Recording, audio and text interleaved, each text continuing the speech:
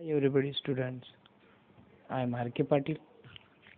In this video we are going to learn the poem of, from your excessive word textbook.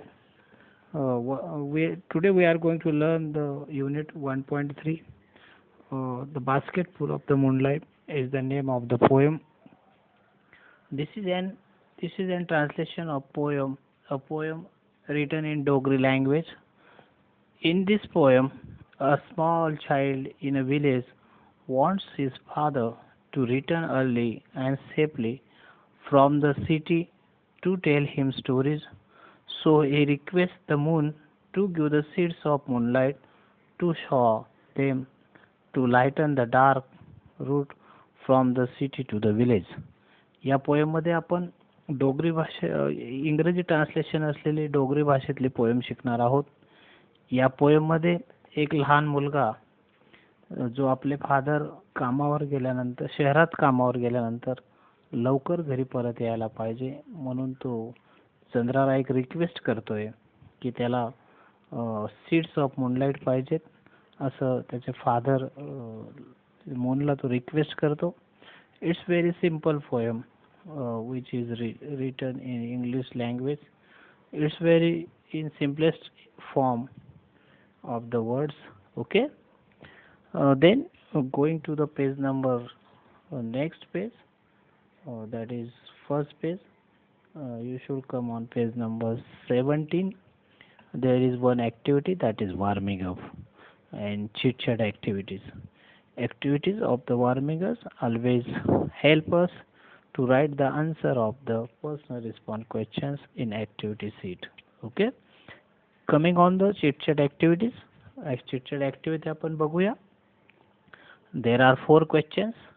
Look at the first question. Did you like to hear the bedtime stories when you were a child? जेव्हा तुम्ही लहान मुल होतात तेव्हा तुम्हाला bed time story ऐकायला आवडायचं का मुलांनो? Yes, of course. मुलांना ते आवडतंच. आलं लक्षात?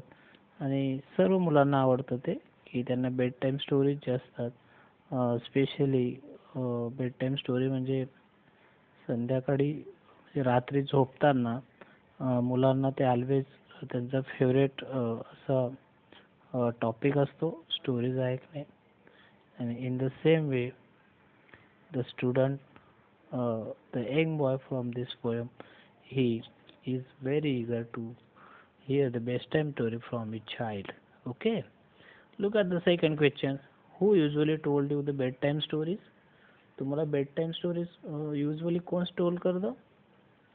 I think that most of times our grandfathers, आपले जे ग्रँडफादर असतात, आजी आजोबा असतात, ते आपल्याला बेड टाइम स्टोरीज हे सांगत असतात आणि मुलांना त्या स्टोरी खूप आवडतात आणि तुम्हाला पण डेफिनेटली आवडत असणारच मुलांनो. Okay. Going on the next question. Why did you like them? तुम्हाला त्या का आवडतात? Because they are very interesting, very funny, comedy, fairy tales are there, काही परीकथा असतात आणि म्हणून आपल्याला लहान मुलांना त्या सर्व स्टोरीज ऐकायला डेफिनेटली आवडतात असतात. आणि अर्थातच मुलांना तुम्हाला पण आवडत असणारच, नो प्रॉब्लेम. कारण bedtime story is are like the tonic for the childrens. मुलांसाठी ते टॉनिकचं काम करतात. इन द सेम वे या पोएममध्ये सुद्धा जो चाइल्ड आहे तो स्टोरी ऐकण्यासाठी फार इगर आहे फ्रॉम हिज फादर, आपल्या वडिलांकडून. And that is why he is longing to meet his father here. Okay. Going on to the next question. The question number 4 is there. What is the question about? The question is, do you still like to hear those stories again? तुम्हाला त्या stories ऐकायला परत आवडेल? Yes, sure. Because the stories are exciting, attractive, inspiring, and give the more knowledge to the children, and the children are very curious to hear the such stories. Okay. In this way we complete the first portion of the chit chat activity. Going on to the next activities. Discuss in groups about the procedure of planting a tree write the steps in bullet point and present it before the class. There are 4 bullets are given. खाली 4 bullets आपल्याला दिले आहेत. Look at first bullet, then second, third and fourth. Okay. आणि या bullet मध्ये आपल्याला tree प्लांटेशनची process लिहायची. Okay. चला तर मुलांना मग ट्री प्लांटेशन करताना सर्वात अगोदर आपण काय घेणार? बस do you have answer? Definitely you have answer. First off you will select which plant should be planted. कुठलं प्लांट आपल्याला लावायचं आहे. मग त्याची सीड्स आपल्याला चूज करावं लागेल. मग first choose the type of seeds, म्हणजे कुठल्या प्रकारचे बी लावायचं आहे ते आपल्याला ठरवावं लागेल.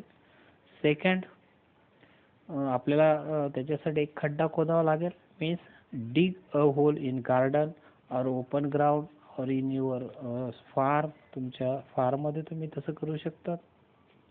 Then put seed in the fertile loose soil. त्याच्यानंतर काळी माती आणू आपण जी फर्टाईल असेल आणि त्याच्या लूज सीड असेल ते सॉइल असेल ज्याच्यामध्ये आपल्याला ते बी लावायचे आहे. Then after putting the seeds in that hole definitely we will water it. आपल्याला त्यांना पाणी घालावं लागेल, पाणी द्यावं लागेल आणि प्रत्येकाची ही प्रोसेस वेगवेगळी असू शकते. Okay. Then going to on next question.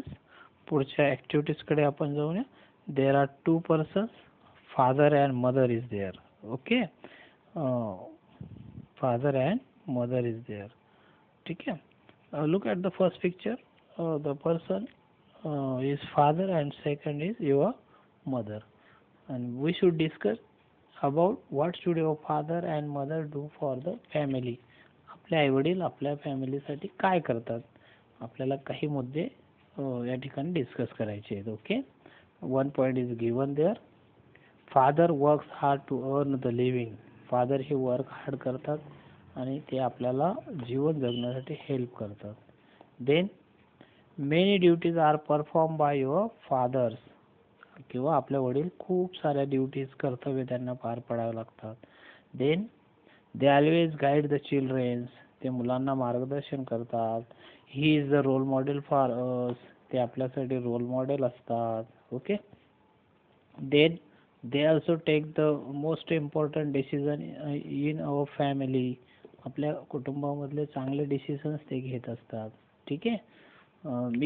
we can write many lines about your father's performance. वडिलांच्या कामाविषयी आपण खूप सारं काही देऊ शकतात.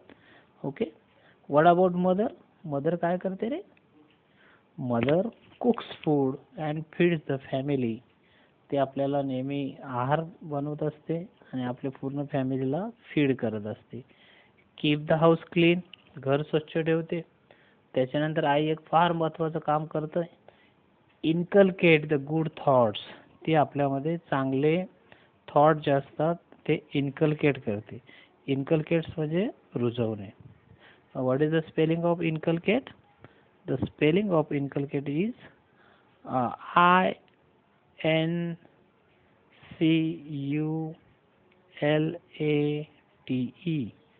Inculcate.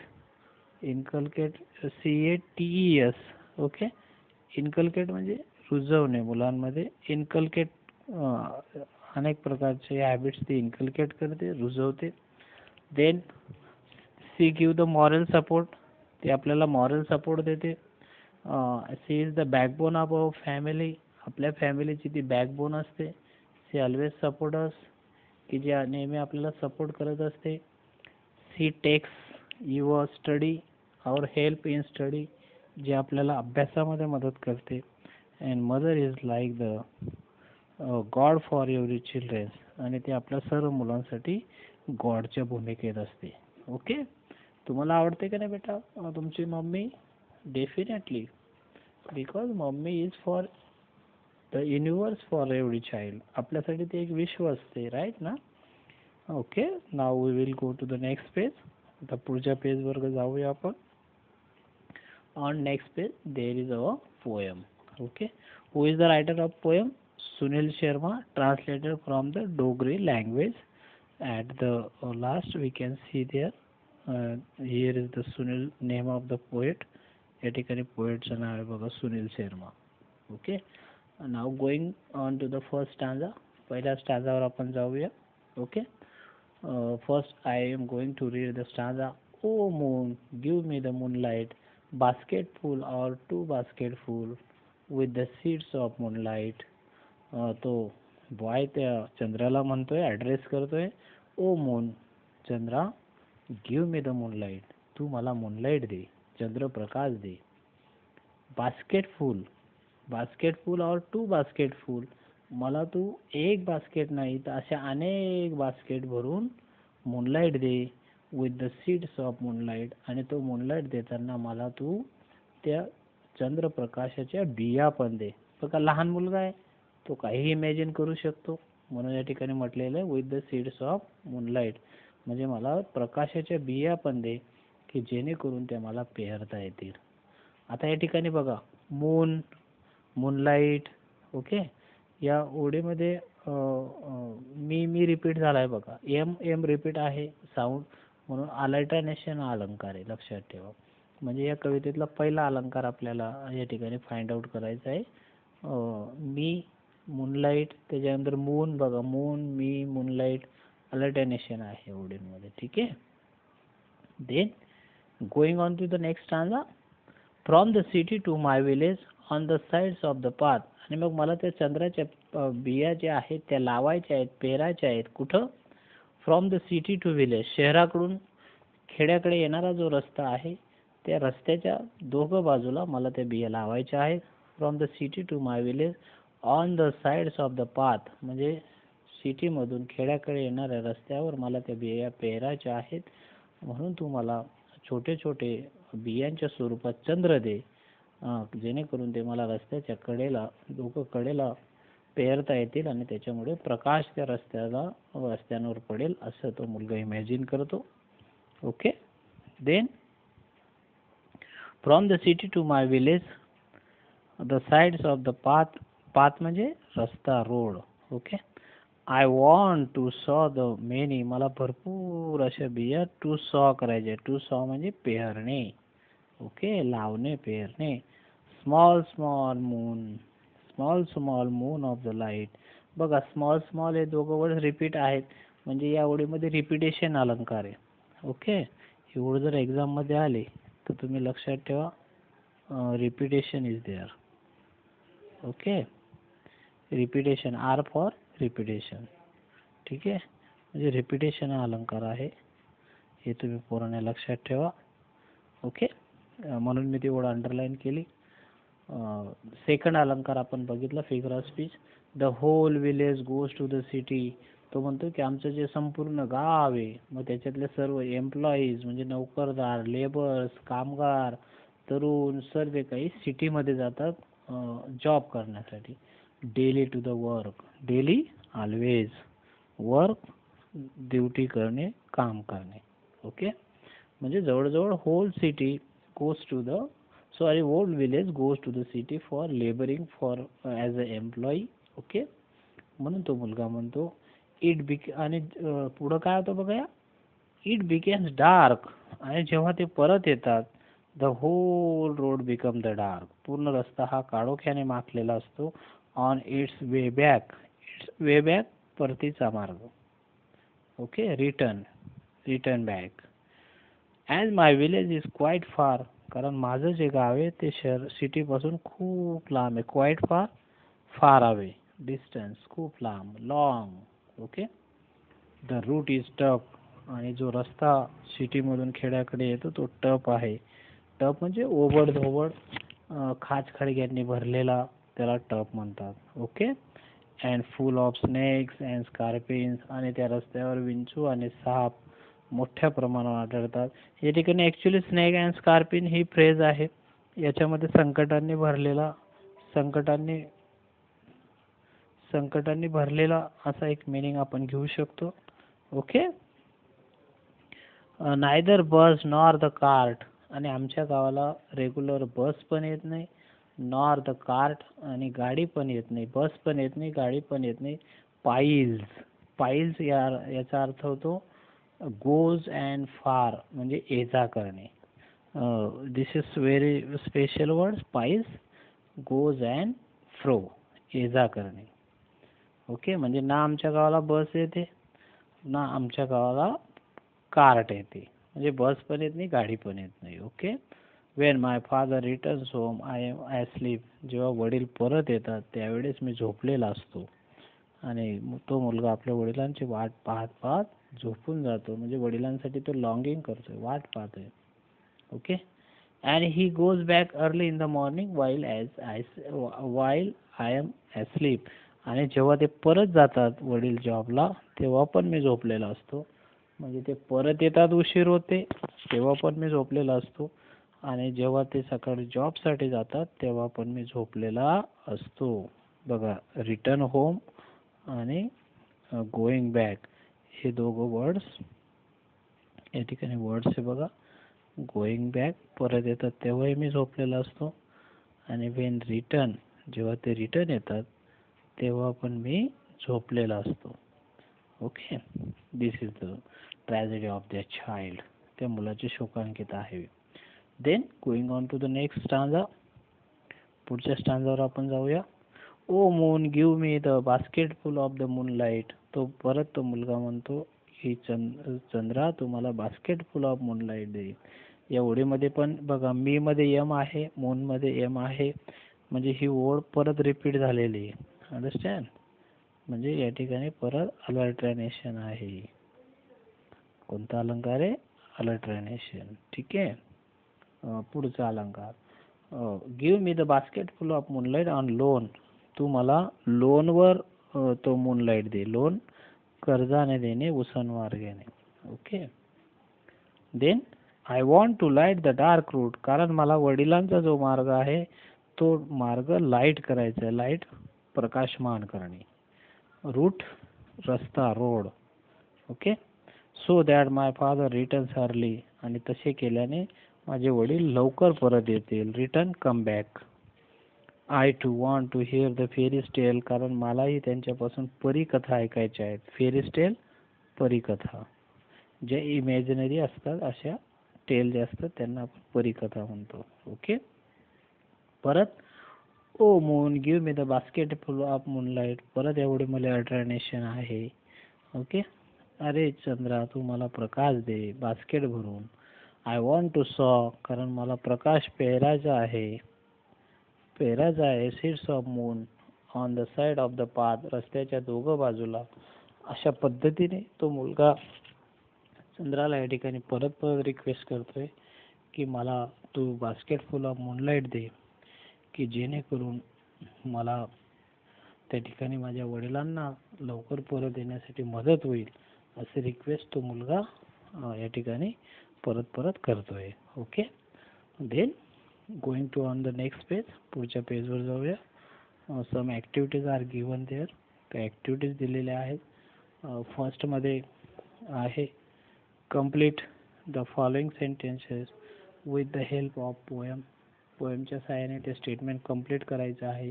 The child want to saw the small moons on moons of the light from the city to the village. Okay. Then there is activity to find out the describing words. आपल्याला find out करायचे आहेत. बघा, moons तर describing words काय असतात की ज्यांना आपण ॲडजेक्टिव्ह म्हणतो. Okay. Then you have to find out the describing words. Okay. This is very simple activity. You can solve it. ठीक आहे. Then going on to the next question. The child in the poem want to solve the problem of his village. How can the child solve them? With the following wishes answer the notebook. हे सर्व notebook मध्ये लिहायचं आहे. Question 4. Pick out the write the lines from the poem that prove the following. की following गोष्टी त्याच्यामध्ये prove होत आहेत. 5 मध्ये write the many words as you can full as a suffix. म्हणजे असे वर्ड शोधायचे की ज्यांना ful हा सफिक्स लागलेला आहे. ते 6 मध्ये अल्टरनेशन आणि रिपिटेशन लाईन्स फाइंड आउट करायचे आहेत. 7 मध्ये ॲप्रिसिएशन ऑफ पोएम करायचे. ॲप्रिसिएशन ऑफ पोएम आपल्याला आता ॲक्टिव्हिटी सीटमध्ये 5 मार्क्ससाठी येणार आहे. म्हणून ॲप्रिसिएशन ऑफ पोएम तुम्ही सर्व मुलांनी व्यवस्थित त्याची प्रिपरेशन करायची. ठीक आहे. तर आजच्या याच्यामध्ये आपण हे सर्व पोएम या ठिकाणी संपवलेले आहे. ओके.